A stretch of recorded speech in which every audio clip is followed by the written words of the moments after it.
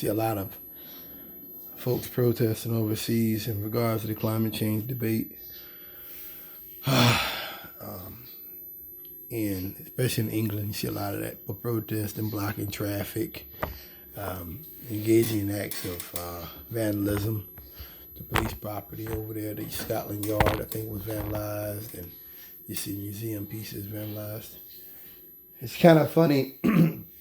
As you get older, you change, and your values and what you think is important changes, and some things that are important now don't really matter as you get older. They don't. It's just like Tom Hanks said, this too shall pass.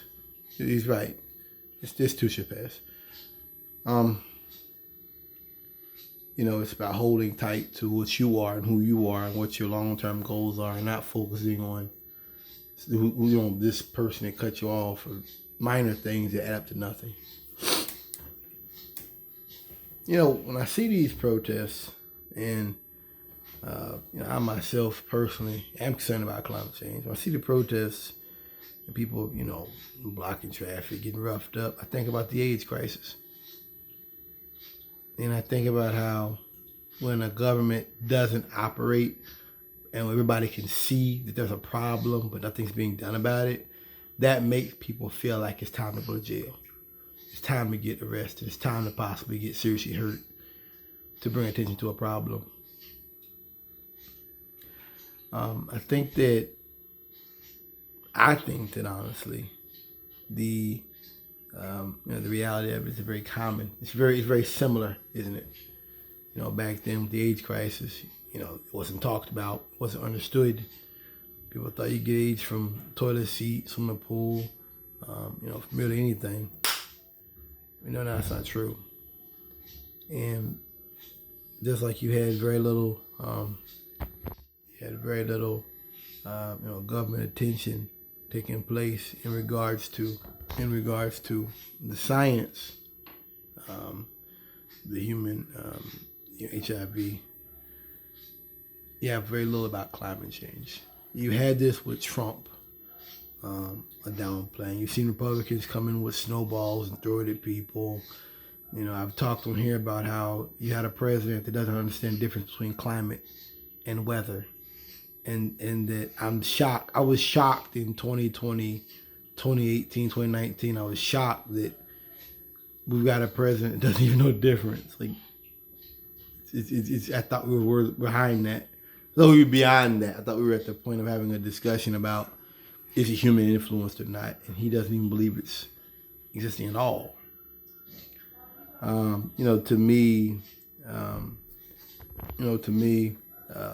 go back to the AIDS crisis when there was a press conference, I think it was during Reagan, where they were laughing about it. A reporter asked about, hey, what about this AIDS crisis? And they were like, well, do you have it? I don't have it. Do you have it? And they were laughing during the press conference. And, I thought at that time, that's quite tragic to laugh about human life being lost. I think that just like that, same thing with climate change debate. And I guess it's good in a way because we're not pretending to be doing anything about climate change. There's no, you have certain states, Jersey, some other states, they're teaching kids about climate change. That's good. But we're not even pretending anymore. There's no pretense. Everything I see being done about climate change in regards to the military. I think Milley did something about climate change in a Pentagon document. Republicans talk about how to harden up military bases and shit like that, and protecting their planes and stuff. That's really it. There's no discussion in regards to human life, and, human civilization. I just think that the two issues are very similar.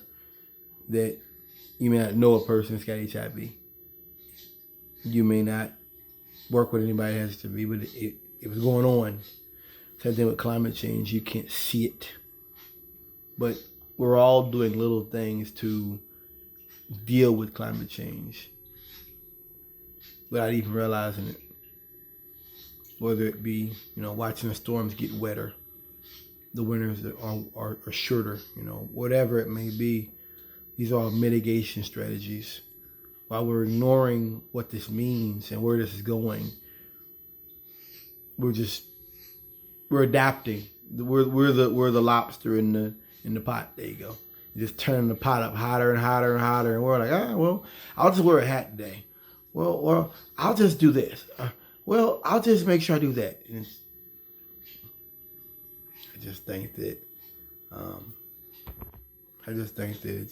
it's quite tragic, and people think, you might get a Democrat in or something like that at some point. I believe now that if we ever had, like, the next decade or two, a real, like, this next generation that said they want to do something about this, there'll be a war.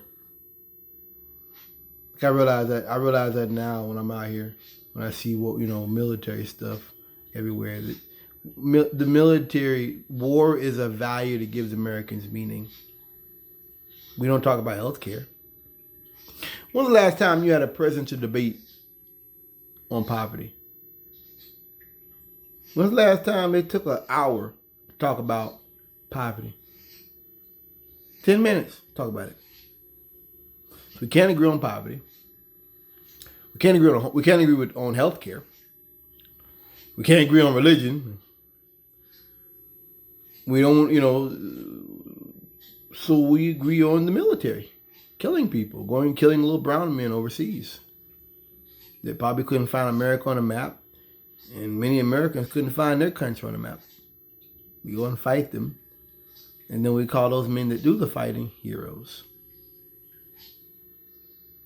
War is a value that gives Americans meaning. It may be one of the only values. Where else do you have power? You don't have power on the highway, on the roads. You got speed limits, stop signs, red lights. And if you don't do those, you'll be stopped. So your power isn't killing people. Your power isn't going and dropping a bomb. As Robert Kennedy said, you dropped a bomb and called it peace. I think that it's sad in a way. I was looking at there's a Republican senator that's holding up promotions right now because the military is helping people that want to get abortions by giving them money, helping them travel to other states. And he's like, oh, well, they're becoming liberal. He doesn't, do you realize that there's people that don't want to, like the military's having a problem getting people. They're saying that most of these young people can't join the military now. Health problems, financial problems, criminal problems, their physical fitness. So you're already saying you can't get the people you need. And now you're saying that, well, the people who do eventually somehow jump the hurdles, well, if they don't, follow the line, they're supposed to believe in what some hillbilly in Alabama thinks. Because of that, that means that we should, they're in the wrong some kind of way. This is a reminder of what I always say. People say being too political. These folks are always political. They're always political. If you're on the left and you say you're not political, you're a fool. Period. Where I work, when I go in there, they have a thing on the billboard that says, "Let's go Brandon." They're very political. They got it right by their kids and stuff. Pictures of their little kids and stuff. They're very political. You would think, what does an 8-year-old have to do with "Let's go Brandon" with something to do with Joe Biden? They're very political. You may not be, but they are. And it's the same thing with the military. I mean, there was this guy talking about people on the ships reading poetry. When you join, not West Point, one of the Naval College, they give you a book of quotes and sayings and things that people have said in the past that were famous naval people. They have poems in there. I get what he's trying to say. It's in the same vein of lesbian dance theory and calling people transvestites in the Senate, their kids transvestites. I get it. It's about slurring people without using a slur. It's about slurring people. That you're weak. This is weak because you like poetry. This is weakness. That to be in the military is about being stupid and ignorant. And it's about that ignorance is a kind of a strength. I get it. It's amazing to see a Republican Party that is saying they want to defund the FBI and they want to block the military from having promotions. 20 years ago, I would have never seen that I would have never believed that.